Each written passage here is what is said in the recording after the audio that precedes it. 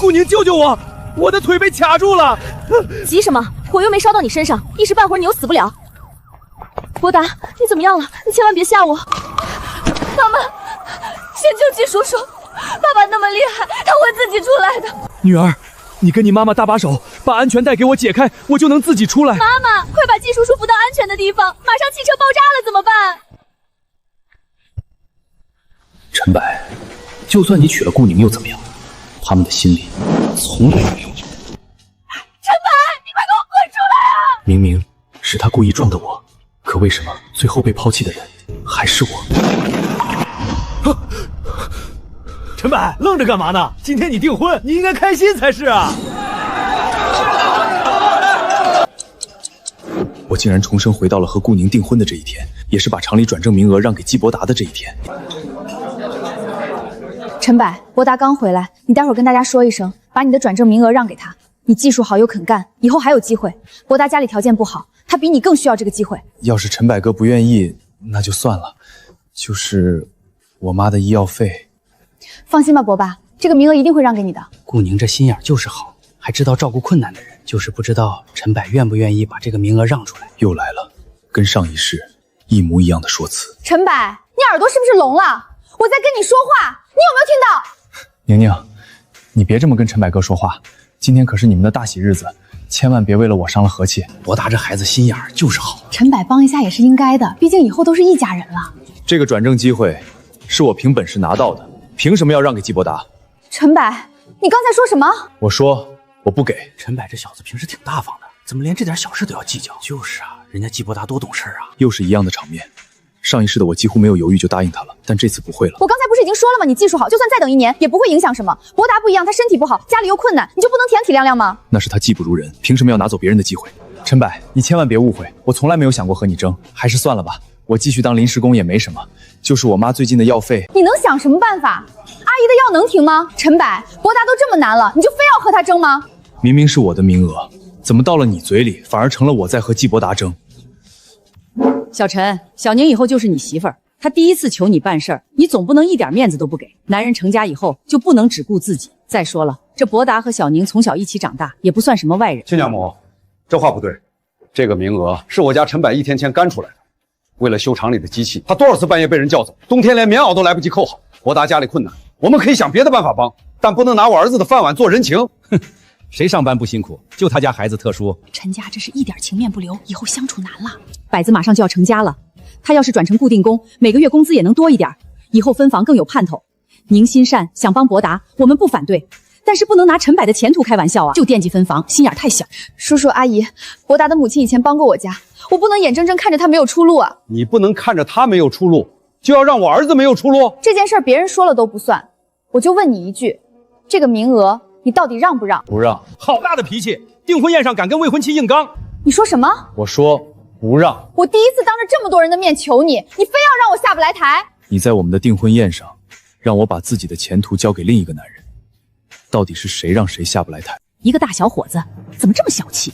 寧寧還沒嫁過去，他就一點面子不給，以後真結了婚還得了？伯達家確實困難，都是一個廠的，搭把手也正常。陳柏平時挺好說話的，今天怎麼突然這麼軸？一個名額而已，有必要鬧成這樣嗎？顧寧都開口了，順着他又何妨？誰覺得一個名額沒什麼，誰就把自己的名額讓出來。老陳家護犢子護得沒邊了，都別在那站着說話不腰疼。柏子，名額不願意讓就不讓，這件事爸支持你。但今天畢竟是訂婚的日子，婚姻不是兒戲，有什麼矛盾，等客人走了以後再慢慢說。別說氣話，事情總有商量的餘地。我也不想把事情鬧大，只要你答應退出推薦，今天的事就到此為止。如果以後季伯達還需要別的東西呢？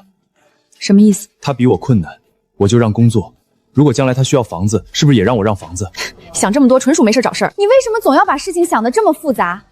我只是讓你暫時犧牲一下，等我們結了婚，我自然會補償你。兩口子談什麼補償？分這麼清，不像一家人。上一世我帶着他死在一場雨夜裡，這一世我不會再讓自己的人生沿着相同的軌跡走下去。你摘手表幹什麼？名額我不會讓，你送的手表現在還給你。陳柏，你到底想幹什麼？既然這段婚姻的前提是我必須犧牲自己的工作和前途，那這個婚確實沒有必要再結了。陳柏，你太過分，辜負寧寧一片心意，狼心狗肺。幾十年沒見過訂婚當場推禮的，陳柏，你說的這是人話嗎？寧寧和你處了這麼多年，你說推就推？我們家寧寧哪點配不上你？你這麼糟蹋她。白子，你真的想清楚了？想清楚了，爸，名额是小事，重要的是一个在最重要时刻不选择我的人，我不能娶。陈柏，你今天走出这个门，以后就是跪着求我，我也不会原谅你。放心，不会有那一天。顾宁不会知道，他会独自守着这塊停下來的舊表，用餘生後悔今天做出的選擇。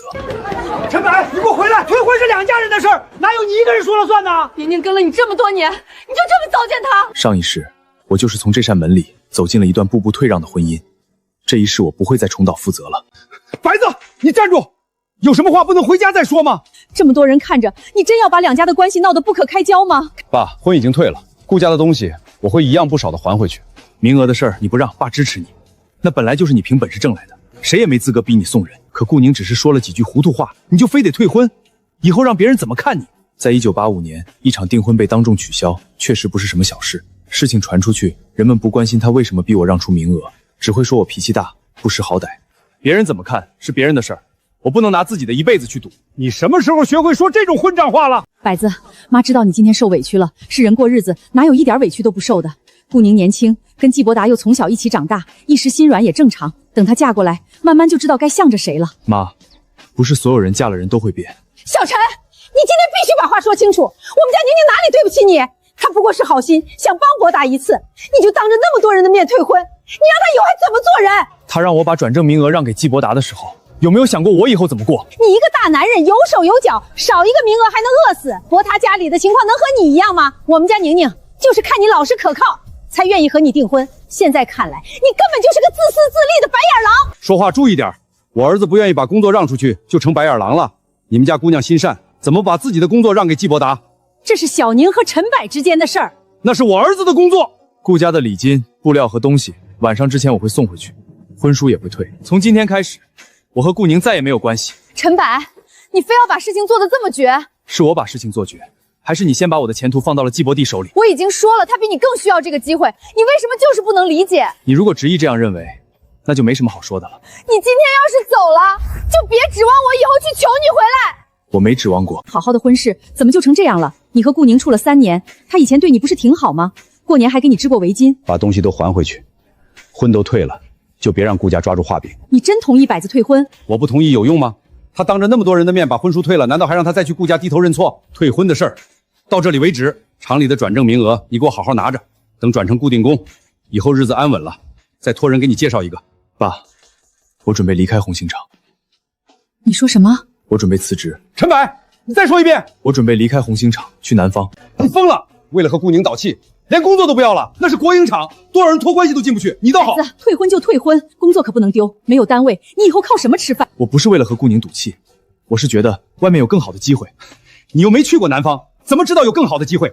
外面騙子多得很，光憑一雙手，你還真以為自己走到哪兒都能吃上飯？爸，我在廠裡修了這麼多年機器，我有技術，只要有工廠有設備，我就餓不死。有技術的人多了，人家為什麼非要用你一個外地人？你現在真是翅膀硬了。柏子，你爸說話難聽，可他是為你好。你才26歲，別為了爭一口氣，把一輩子的路都毀了。媽，我不是為了這口氣，我只是想換一條路試試。真退了。聽說為了轉正名額，顧寧讓他把機會給季伯達，他當場翻臉了。平時看着悶不吭聲，沒想到脾氣這麼大。陳柏，昨天的事兒我聽說了，名額是你的，誰也搶不走。廠長早就說了，維修班報上去的人只能是你。謝謝周師傅。年輕人過日子磕磕碰碰正常。顧寧要是真知道錯了，也別一點機會都。廠長在辦公室嗎？在。你找廠長幹什麼？辦離場手續。你說什麼？陳柏，昨天訂婚的事兒我已經聽說了。年輕人鬧矛盾歸鬧矛盾，別影響工作。轉正晉級的推薦表還沒交，你去把材料準備好。廠長，我不是來交材料的。這是什麼？離場申請。你要走？是。陳柏，你是維修班技術最好的工人，只要你留下，這次轉固定工的推薦名額一定是你的。謝謝廠長，但我已經決定了。為什麼？就因為退婚。退婚是私事，是我想去外面看看。外面？你知道外面是什麼樣嗎？你現在雖然是臨時工，可廠裡已經決定推薦你轉正，轉成固定工以後，工資能漲，過幾年還有機會當維修班長。紅星廠雖然不算大，至少旱澇保收。你離開廠子，連下個月工資從哪裡來都不知道。他說的話與父親幾乎一樣。在這個年代，一份穩定工作確實足以決定一個家庭的生活。我想看看自己離開紅星廠之後，靠這雙手到底能走多遠。真決定好了？決定好了。年輕人有想法不是壞事，可外面的路不一定比你想的容易。去年南邊有一家鎮辦電器廠來咱們那裡買過舊設備，設備安裝時出了問題，是我帶人過去處理的。他們當時問過能不能介紹懂機械維修的人過去，已經快1年了，我不知道他们還缺不缺人。到了那邊，要是實在找不到工作，就去這裡試試。人家用不用你，還得看你自己的本事。謝謝廠長。別急着謝，這封信只能幫你敲門，不能幫你吃飯。真吃不住苦就回來。只要維修班的位置還在，我給你留一個機會。好，陳柏，南邊熱，坐火車的時候帶個水壺。知道了。這輛車是我攢了2年工資買的，也曾是我記憶裡最幸福的畫面。車況還行，80、90，最多85。成交。去哪兒？南下。3天後硬座，要不要？要。你真買票了？去哪儿？南方。厂里的轉正名額你也不要了？不要了。陳柏，你到底想到什麼時候？退婚還不夠，現在連工作也要辭，你是不是非要把自己弄得一無所有，然後讓我心疼你？我辭職，是因為我想走，和你沒關係。和我沒關係，你早不走晚不走，偏偏在訂婚宴以後走。我可以再給你一次機會，明天跟我去顧家父母道個歉。昨天退婚的話，我可以當你沒說過。轉正名額呢？什麼？如果恢復婚約，轉正名額是不是還要讓給季伯達？我已經答應伯達了，他母親也知道了這件事兒，現在再反悔，你讓我怎麼面對他們？那就不用談了。陳柏，你非要為了一份工作和我鬧成這樣？你到現在還覺得這只是一份工作的事兒？顧寧，回去吧，3天後我會離開，以後你想怎麼個照顧季伯達都不用再問我。你以為南方遍地都是金子？你連一個認識的人都沒有，等你去了，連工作都找不上，你就知道今天有多可笑。我等着你回來求我。票買了，買了，非走不可，非走不可。钱厂里發的，火車上水櫃，你裝滿了帶着。陳柏，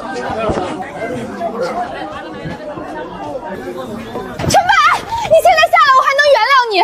你這樣為了賭氣跑到南方去嗎？你根本不知道外面是什麼樣。你下車，我們回去把話說清楚。上不上車？要開了。陳柏，師傅。你是修東西的？修機器的。南邊有認識的人沒有？沒認識的人也敢去？先去了再說。你膽子可真大。膽子大嗎？或許吧。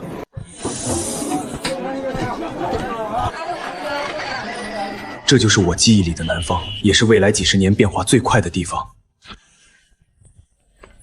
北邊來的？對。找人？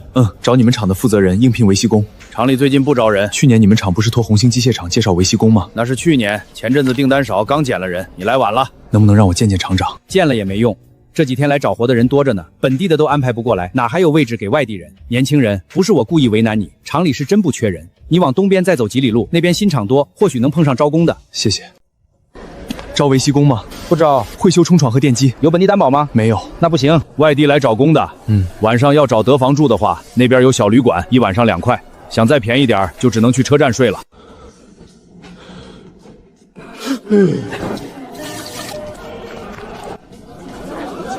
修機器的人還沒來，打過電話了，說最快也要下午。下午客戶都到廠裡驗貨了，這條線再不開，今天的貨誰給我交？機器什麼時候停的？你是誰？維修工。哪個廠的？剛從北邊來。我們廠裡的老師傅都沒找出毛病，你看一眼就敢說自己能修？停機前有沒有異響？有。什麼聲音？像金屬刮了一下，之後衝頭落下來。就回不去了，讓我看一眼，修不好我不要錢。要是越修越壞呢？真是我弄壞的，我留下來給你們幹活賠。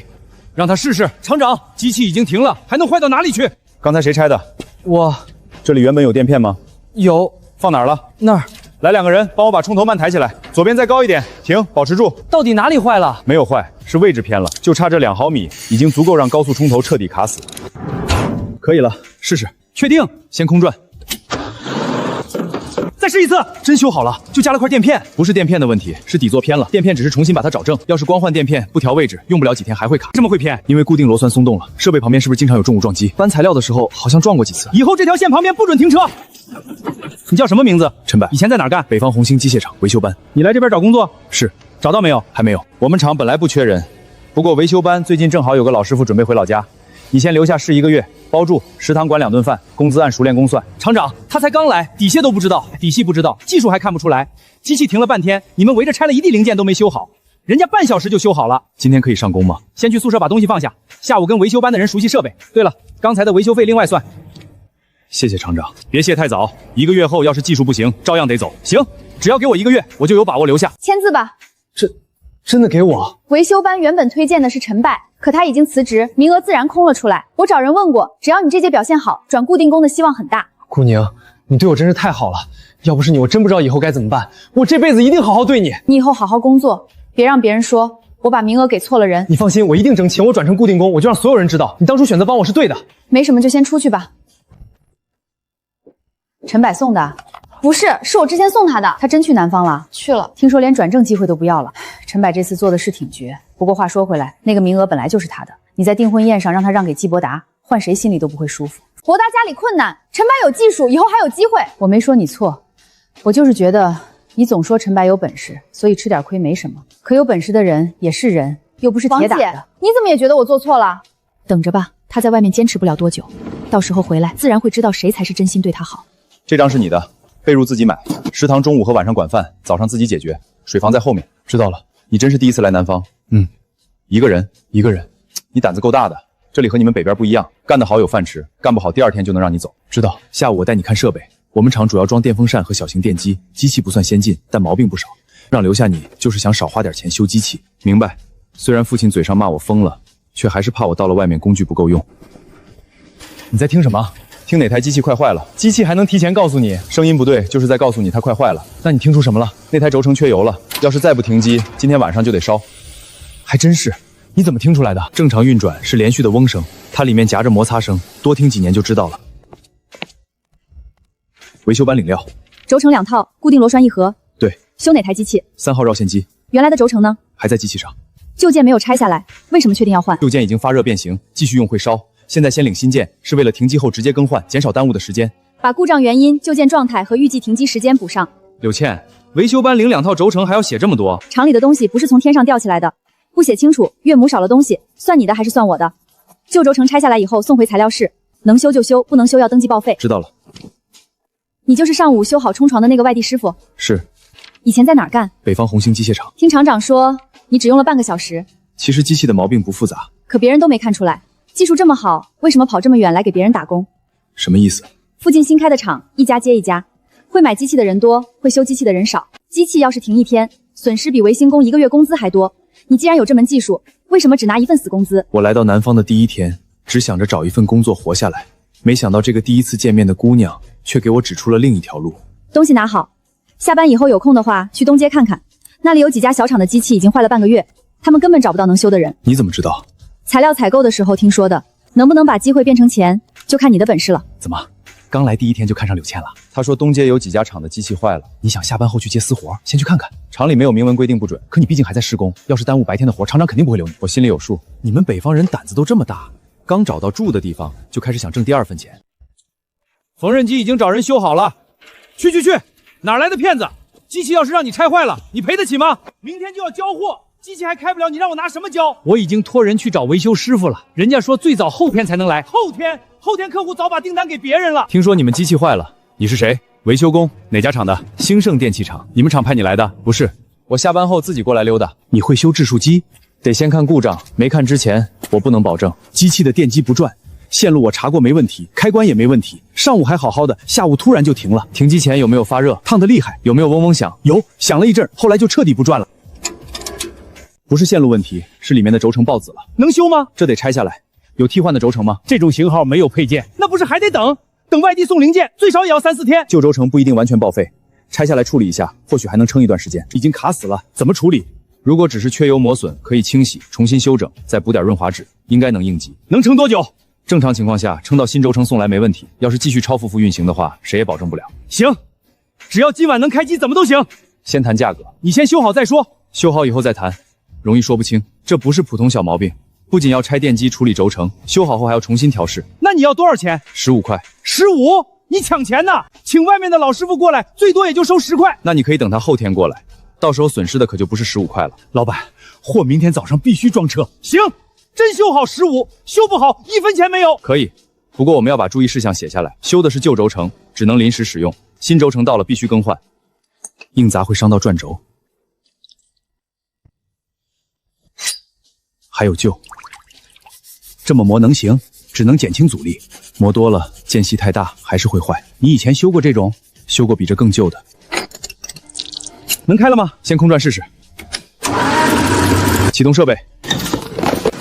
真行，還真讓你修好了，都是順手修的，10塊差不多了吧？說好的15，你不就是洗了洗軸承加了點油嗎？10塊已經不少了。愛要不要？合同上寫的是15，一張破紙，你還真当回事兒。机器是修好了，可你自己都说只能臨時用，萬一明天又壞了，我还得找你賠錢呢。行，那你把10塊錢收回去。你什麼意思？你既然不認賬，我也沒必要保證機器繼續運行。你想幹什麼？拆下來我剛處理的部件，你敢？機器修好了，錢卻不想給。柳倩，你怎麼來了？來東街給廠裡拿材料，剛好聽到有人說一張簽字的紙不算數，故障原因寫了，維修方案寫了，臨時使用的風險也寫了，價格15塊，雙方都簽了字，怎麼機器開了你就只給10塊？這是陳柏和我的事兒，你一個材料員管得着嗎？我當然管不着，不過陳柏正好認識給你們供塑料原料的劉老板，也認識東街其他幾家廠的採購。明天陳柏和他們說一聲，周老板簽完字不認賬，以後誰和你做生意啊？最好先收全款。你威脅我？我只是替大家提個醒，做買賣名聲值不值這5塊錢，你自己想清楚了。行，不就是15嗎？拿走。新轴承最晚3天內換掉，這3天別讓機器連續超負荷運轉，否則再壞，不是修舊軸承就能解決的。知道了。你剛才提到刘老板是真的認識？認識。周老板這個人以前也壓過別人的貨款，最怕供貨商知道他不守信用了。你修機器靠工具，收錢也得有工具。所以你下午才一直讓我把领料原因寫清楚。工厂每天进多少出多少，不能只憑一張嘴。做生意更是这樣，能寫清楚的事情就不要靠講良心。你為什麼幫我？你今天修機器的時候，先談價格，再寫清楚風險，說明你不是只會埋頭幹活。雖然你有技術，但光有技術最多當個好工人，想自己賺錢還差得遠。那你覺得我還差什麼？客戶從哪裡來，價格怎麼定，材料成本怎麼算，修壞了責任怎麼分，修好以後怎麼把錢拿回來，這些你會嗎？不會。明天是星期天，廠裡只上半天工，下午你要是有空，我帶你去附近幾家廠問問。你幫我找客戶？不是白幫，每筆維修費我要2成，客戶價格和賬目由我管，維修和技術問題由你負責，扣掉材料錢後我們再分。為什麼是2成？因為沒有客戶，你的技術1分錢也掙不到。你早就算好了。從下午看見你的手開始，我就在算。我的手？虎口和指節全是繭，說明你不是只會說說而已，所以你值得試一次。幹不幹？幹。那先說好，白天廠裡的工作不能耽誤，維修用到廠裡的零件必須正常登記購買，不能佔公家的便宜。客戶不給錢，我負責追；機器修壞了，你負責賠。沒問題。還有，以後談生意別穿這件全是油的工作服。修機器不穿工作服穿什麼？修機器可以穿，見老闆的時候至少先洗把臉啊。能修就說能修，但不能立刻修，要把需要的材料和時間寫清楚。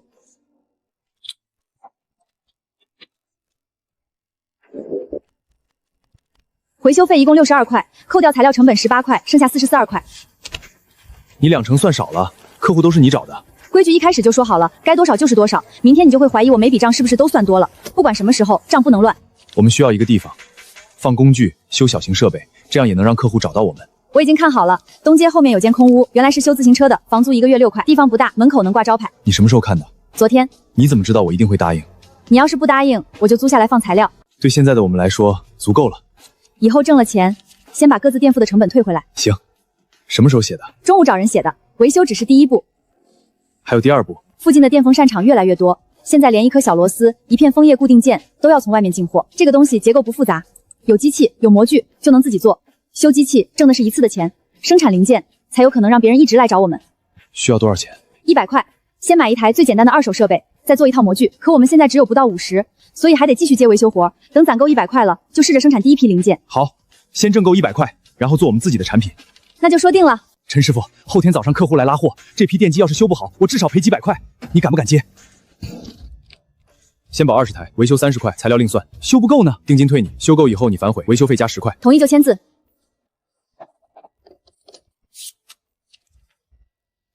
這4台被徹底燒壞了，剩下的零件拆開重組，能湊出22台。銅線不夠了，附近幾家材料鋪都沒有相同規格，最快也得明天送來。但是新生廠倉庫裡有。那是廠裡的，不能拿。可以買啊。那你繼續修，我去找廠長。廠收貂採購價加了1成賣給我們，他說只要不耽誤白天工作，他暫時不管我們在外面接活。1人1半。陳柏，我給你東西不是讓你欠我。我知道，可你也在幹活，沒有誰應該多犧牲一點。這種電機固定支架，你們能不能做？每個月要多少？至少300個。給我3天時間，我先做10個樣品看看，要是合格的話，再談長期供貨。加上之前的積蓄，我們手裡已經有80多塊錢，距離購買2手設備只差10幾塊了。要是這個支架做成了，以後每個月都會有額外收入。這次生意能成的話，以後維修費還按原來的方式分，但生產零件1人1半。你可想清楚了，以後可能會賺錢，也可能會賠得一乾二淨。真賠了呢？只要技術在，人在，就能重來。柳倩。怎麼了？等這批樣品做出來，我們就正式合夥，風險1人1半。收益也一人一半。還有一條，遇到事情不准一個人扛。你也一樣。這批樣品做成以後，我們就買設備，開自己的廠。真有我！表已經交上去了，只要這段時間不出問題，轉固定工基本就定了。姑娘，我就知道你不會不管我。博達，你可得記顧寧一輩子的好。陳柏前腳辭職，你後腳就拿到名額，這機會來的可不容易，以後可別讓人家姑娘受委屈。你們放心，顧寧為我做了這麼多，我這輩子絕不會辜負她。給你的。剛拿到季額就亂花錢，一包糖能有多少錢？以前我沒本事，什麼都給不了你。等我轉正以後，每個月工資都交給你。陳柏就從來不會說這些好聽的話。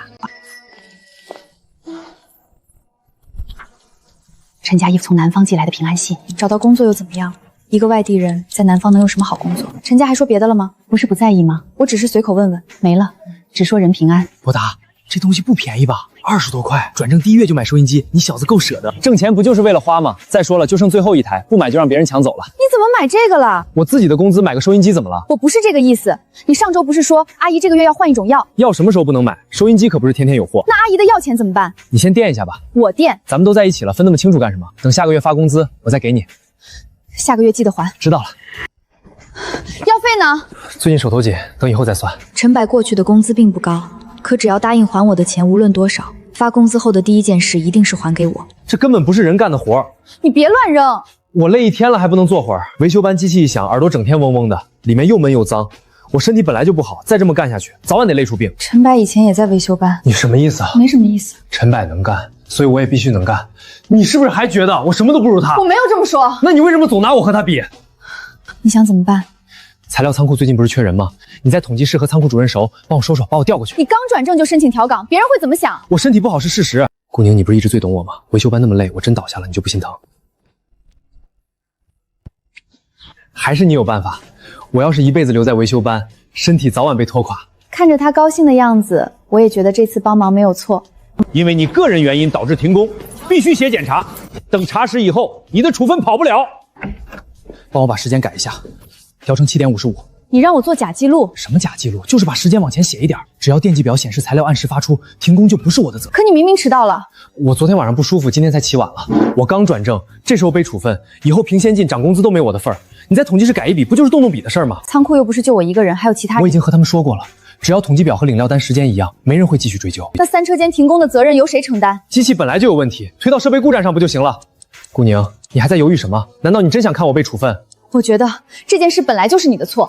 當初你為了幫我轉正，連婚都退了，現在只是改一個時間，你都不肯。你先放下。你今天要是不幫我，這個處分下來，我的前途就毀了。顧寧，你忍心嗎？我在這個廠裡，只有你一個人能幫我，我就知道你不會不管我。陳柏以前從來不會在犯錯以後用感情逼我幫忙，哪怕最困難的時候，他也只會自己想辦法。借這麼多錢，你拿去幹什麼了？我和幾個人合夥進了一批收音機，聽說南方那邊便宜，運回來轉手就能掙1倍，結果貨運到以後，根本沒人買。你借錢之前為什麼不告訴我？告訴你，你會同意嗎？我還不是想多掙點錢，等掙了錢，咱們以後結婚買東西不都能輕鬆一點嗎？那批收音機呢？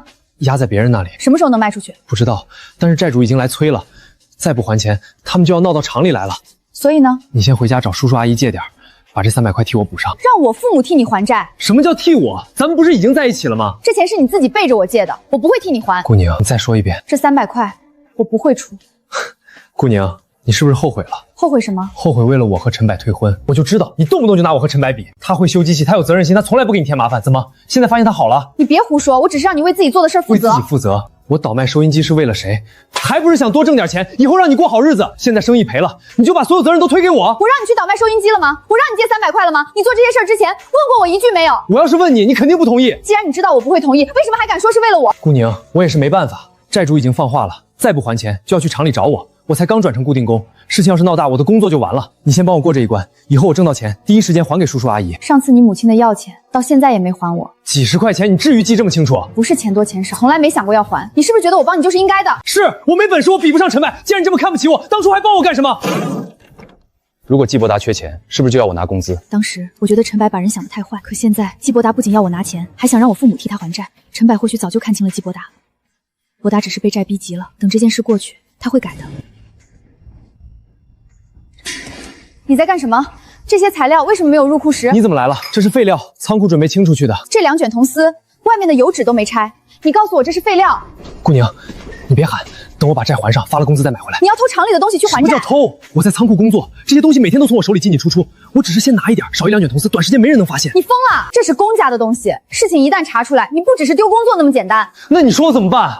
債主今晚就要來拿錢，你又不肯幫我，難道真要我眼睁睁看着他们鬧到厂裡？你可以把收音机低價賣了，能還多少先還多少，再和債主商量商量。低價賣了更虧，已经亏了，总比偷東西强。說的輕巧，不是你的錢，你當然不心疼。你現在拿的也不是你的東西，這是廠裡的。你先別鬧，人走了再說。這次你幫幫我，只要把領料記錄改一下，這批材料就能繼承車間正常損耗。你又讓我改記錄，最後一次，真的只是最後一次。你不是在統計室嗎？月底汇總的時候把用量數字多寫一點，倉庫賬和进效表對得上，就沒人會發現。如果我不幫呢？你真要看着我完蛋？不是我要你完蛋，是你自己一直在作死。把這些東西放回去，趁現在沒人知道，我可以當今天什麼都沒看見。放回去以後債怎麼辦？那是你該想的問題。顧寧，季伯達，你已經不是在求我幫忙了，你是在逼我和你同流合污。你走出這個門，就別怪我不念舊情。什麼意思？主任，銅線數量好像對不上。現在馬上給我查，到底怎么回事？你把这些签了。你伪造我的簽名，你照着描一遍就是真的。你早就準備好了。我只是給自己留條後路。後路，上面寫着3車間領走了2卷銅線，可3車間根本沒有領過。只要賬能對上，誰會繼續查？車間主任、領票工人，他們都知道沒領過。那就說時間久了，他們記錯了。保衛科已經開始調查，你就真的亡我。所以你就準備把我也拖下水？我沒有拖你下水，你只要簽字，什麼事都不會有。萬一查出來呢？查不出來。那你為什麼不自己簽？我不會簽。顧寧，你別逼我。是你在逼我。只要你簽了，我們以後還能好好過日子。偷廠裡的材料，還偽造我的簽名，現在又讓我替你承擔，我們還有什麼以後？你想和我分手？怎麼回事？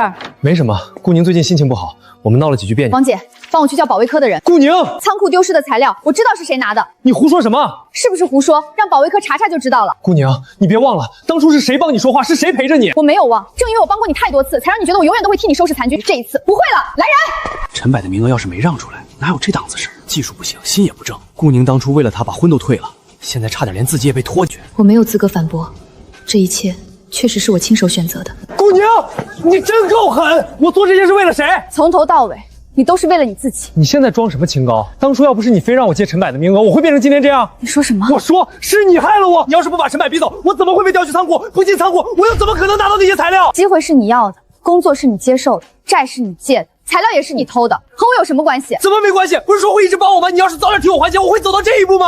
季伯達，我們結束了。結束？你以為你現在還能回去找陳柏？他早就不要你了。現在我完了，你也什麼都沒有。那些事情太普通，普通到我一直覺得，無論換成誰都會這樣做。陳柏，我好像真的選錯了。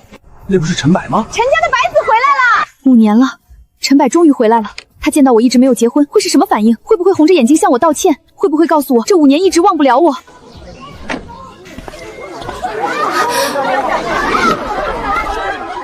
爸媽，這是柳倩，我要娶的人。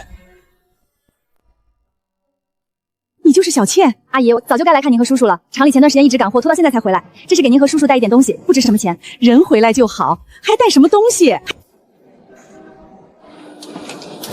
爸，我回来了，瘦了，沒瘦，現在吃的比在紅星廠是好多了。別都在門口堵着了，有什麼話進屋說。走，跟阿姨進屋。坐了這麼久的車，累壞了吧？車是陳柏開的，我不累，他開了一路這麼遠，也不知道休息休息。路上停了2次，主要是他不放心我開廠裡的車。是你開得太快了。開得快，上次是誰着宋國珍車跑了20里里的？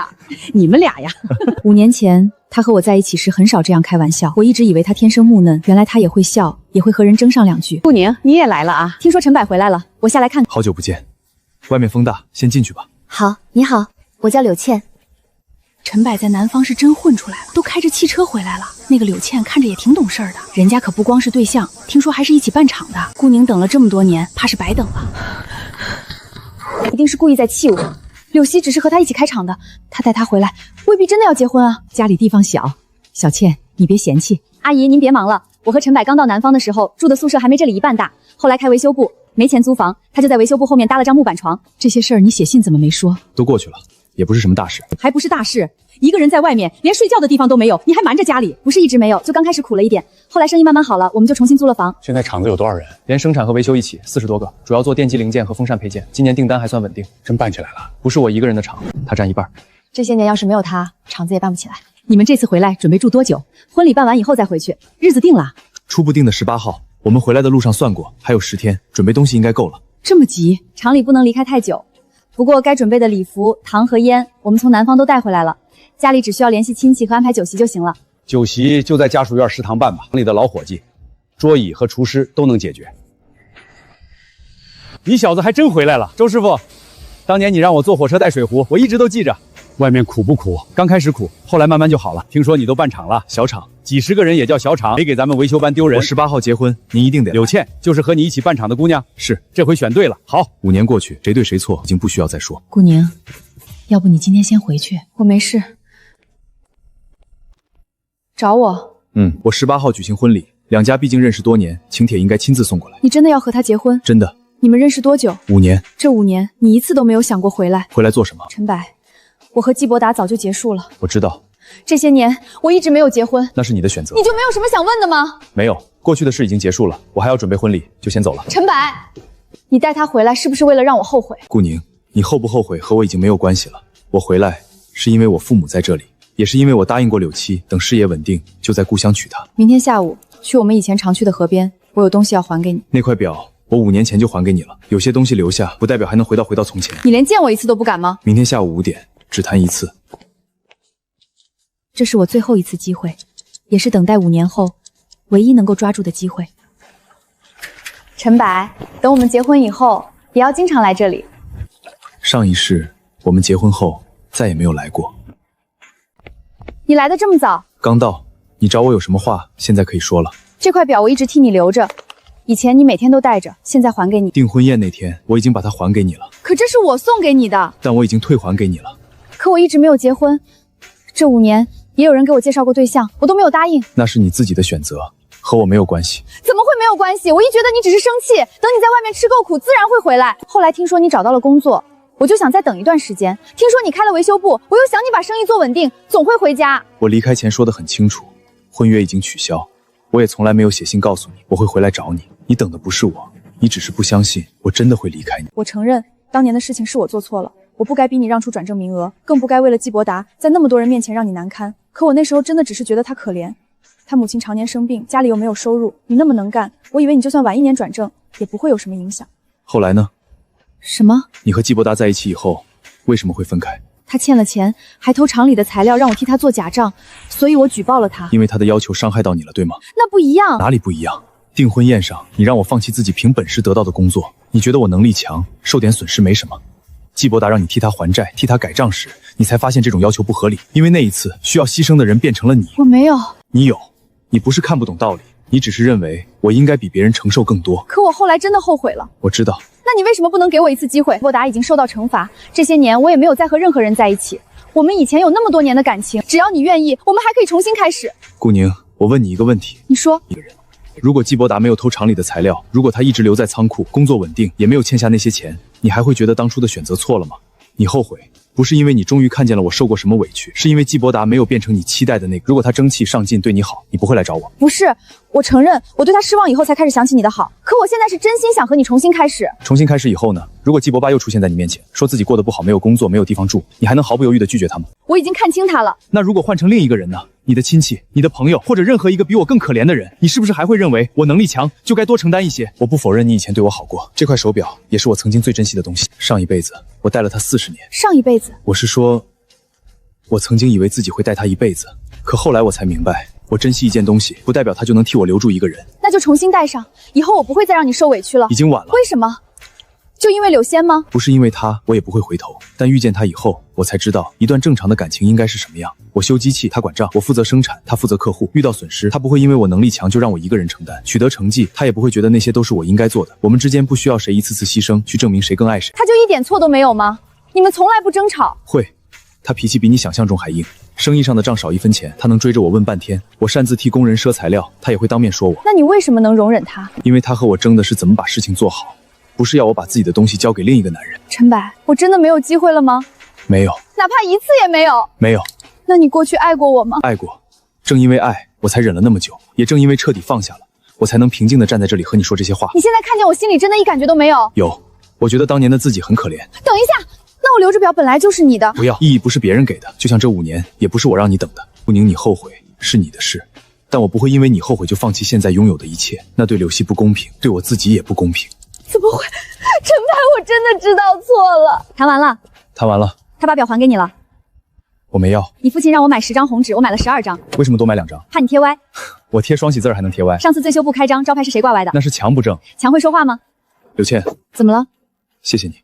謝什麼？謝謝你願意和我回來，也謝謝你剛才沒有跟過去。那是你們之間應該說清楚的事。我站在那裡，只會讓他覺得你拒絕他是因為我，可你本來就不是因為我才離開他。是。那不就行了？陳柏，我選擇你是因為你就是你。明白了，柳老板。明白就開車，叔叔阿姨還在家等我們剪喜字。明白就開車，叔叔阿姨還在家等我們剪喜字。10天後，我會親手為柳倩戴上結婚戒指。從那一刻開始，屬於我和顧寧的故事將徹底結束。當年你一個人提着工具箱往南走，媽每天晚上都睡不着，總怕你在外面吃不上飯。都過去了，哭什麼？大喜的日子，讓人看見還以為你捨不得兒子。那邊準備好了沒有？車一會兒就回來。柳倩住在厂招待所，按照這邊的規矩，從那裡接親，別誤了時辰。陳老板，快上車！再磨蹭，新娘子可要漲彩禮了。柳老板不会临时涨價的，那可不一定。你家柳老板谈价的时候，什么时候心软过？走，接嫂子。我要親眼看着他結婚，也要看看自己究竟失去了多少。新娘子哪能這麼容易接走？先說說以後家裡誰管錢？他管。遇到大事聽誰的？那就一起商量。要是商量不出結果呢？那就重新算賬。以後他受了委屈怎麼辦？我會先問清楚是誰讓他受了委屈的，如果是我的錯我就改，是別人的錯我們一起解決。這話還算像樣，把新娘子接走吧。回家。回家。咱們今天不講那些虛的，就問新郎新娘幾句話。陳柏，以後日子過好了，能不能忘了陪你吃苦的人？不能。要是工廠賠了呢？重新掙。還讓新娘跟着你嗎？不叫跟着我，是我們一起。柳倩，你願不願意和陳柏過一輩子？我願意。我們剛認識的時候，他就沒有錢，也沒有住的地方，只有一箱工具。我那時候就知道他不會一直窮。後來我們開維修部，買設備，辦工廠，遇到問題，他從來沒有讓我一個人頂過。所以今天我嫁給他，不是因為他現在有了一間廠，是因為無論窮還是富，他都願意和我站在一起。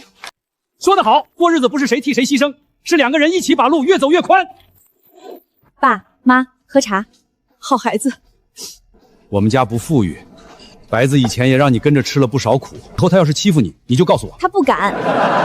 陳柏陷入困難時，柳倩想的是怎樣和他一起解決；季伯達陷入困難時，我想的卻是讓陳柏退一步。原來我不是沒有機會，只是親手把機會一次次讓給了別人。顧寧，你怎麼來了？聽說陳柏今天結婚，我來看看熱鬧。這裡不歡迎你。你說了算嗎？顧寧，看到他娶別人，滋味不好受吧？和你沒有關係。當年要不是為了我，你會和他退婚嗎？咱們2個才是一路人，一個被他甩了，一個被廠裡趕了。閉嘴！那塊破表呢？不是戴了好幾年嗎？怎麼，人家新娘進門，你不好意思帶出來了？都是因為他，我才變成現在的樣子。伯達，你到現在還覺得是別人害了你？不然呢？陳柏命好，去了南方碰上個會掙錢的女人，才有今天。我要是有他的運氣，早就比他強了。你陳柏去南方的時候，身上一剩幾塊錢，他順火車站高栽為累的活，是他該自己一步步站起來的。你拿到給你釣魚他的維修班了，你又偷廠裡的材料，到今天你還敢說自己只是運氣不好？你現在倒替他說話了，早幹什麼去了？後悔也晚了。人家現在有廠有車有老婆，你呢？守着一塊破表，連個要你的人都沒有。反正咱倆都這樣了，不如重新湊合着過。我最後悔的不是沒有嫁給陳柏，是當年為了你這種人傷害了一個真正愛我的人。這些年我沒有結婚，也不是在等你，哪怕這輩子只有我一個人，我也不會再替你收拾任何的殘局。以後別只顧着幹活，飯要按時吃。柏子要是欺負你，就給家裡寫信。媽，他不欺負我就不錯了。您就放心吧，所有賬都在我手裡，他不敢欺負我。新婚快樂，陈柏，陈柏，你回头看看我。5年前我以為陳柏離不開我，5年後我終於追了上來，可那輛駛向未來的車上已經沒有了屬於我的位置。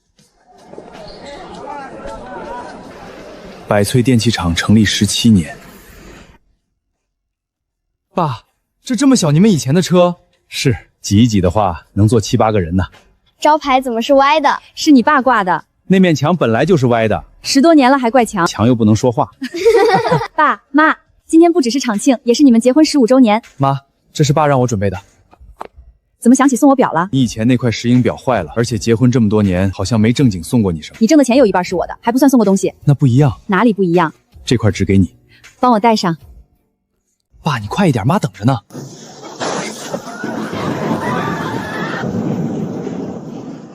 想什麼呢？沒什麼，就是覺得現在挺好。只是挺好。非常好。這還差不多。爸，雨太大了，我送你們回去。不用，我自己能開。太危險了，還我。行了，讓你兒子開，我還想多活幾年。怎麼了？雨太大了。害怕？有一點。那就慢慢開，咱們又不趕時間。爸，慢點。媽，這邊有水，等着幹什麼？飯都快涼了。走。